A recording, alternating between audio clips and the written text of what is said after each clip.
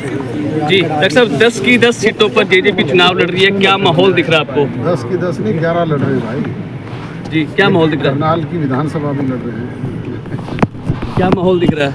माहौल बहुत अच्छा है, लोगों में अच्छा रिस्पॉन्स है। बाकी तो प्रजातंत्र में जनता फैसला करती है। क्या मुद्दे लेकर चल रही है जजपा? मुद्दे अनेक हैं जो हम अपना मैनिफेस्टो जब जारी करेंगे तो सबसे पहले आपको दिखाएंगे। बीजेपी 10 के 10 सीट जीतने का दावा कर रही है। बीजेपी तो 400 पार का नारा भी लगा रही है, 75 पार का भी लगाया था। स्थिति क्या है वो आप हमसे ज़्यादा जानते हैं।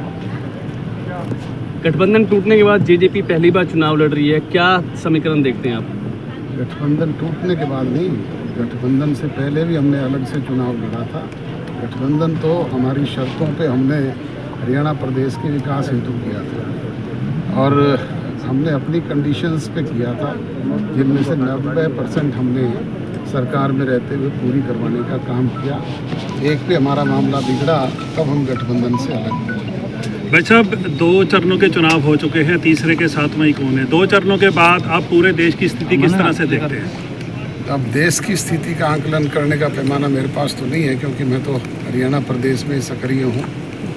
पर यहाँ का कह सकता हूँ कि भारतीय जनता पार्टी जो सौपन देख रही है वो उनके साकार नहीं होंगे। अच्छा, कांग्रेस ने शैलजा को उतारा है, कैसे देखते हैं आप? प्रजातंत्र में सबको अधिकार है, हर राजनीतिक दल अपने अपने उम्मीदवार उतार रही है और हर उम्मीदवार चुनाव जीतने के लिए ही मैदान में उतरता है। आपकी धर्मपत्नी नैना चौटाला जी भी वहाँ से चुनाव लड़ रही है हिसार से, क्या समीकरण देखते हैं? चौटाला वर्सेस चौटाला ही सारे चुनाव लड़ रहे हैं वहाँ? नहीं, जयप्रकाश भी है वहाँ मैदान में। सारे चौटाला वर्सेस चौटाला थोड़े हैं। वहाँ जेजेपी की क्या स्थिति? क्या समीकरण देखते हैं? स्थिति तो आपका आकलन करने का तरीका है। हम तो पब्लिक में रिक्वेस्ट कर रहे हैं, लोगों के बीच में जा रहे हैं, अपने मुद्दों को लेकर के।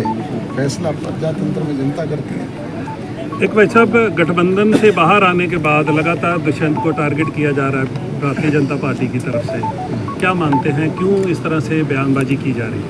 वो तो उनसे पूछो क्यों कर रहे हैं, जो करते हैं उन्हीं से पूछो ना, हमसे क्या पूछना है। हम तो कहते हैं अगर कोई बात है तो फाइल उनके पास है, जांच वो करने वाले हैं, करो ना। फिर रोज रोज बयान दे करके लोगों को गुमराह करने का काम क्यों कर रहे हैं? ठीक है। मनोहर लाल जी अब सीएम नहीं है, लेकिन फीलिंग अभी भी सीएम साहब की ले रहे हैं। सीएम नहीं, वो आम मतदाता है, विधायक भी नहीं है। और वो बात करते हैं चीफ मिनिस्टर के खवाब की। चीफ मिनिस्टर जिस तरीके से आदेश करते हैं उस तरीके से जांच करवाऊंगा, ये करवाऊंगा। उनकी हैसियत क्या है, पहले वो अपनी हैसियत तो बताएं। गाँवों में किसान विरोध कर रहे हैं कुछ उम्मीदवारों का। मुझे तो कहीं कोई विरोध लगा नहीं, मैं तो निरंतर फील्ड में हूँ।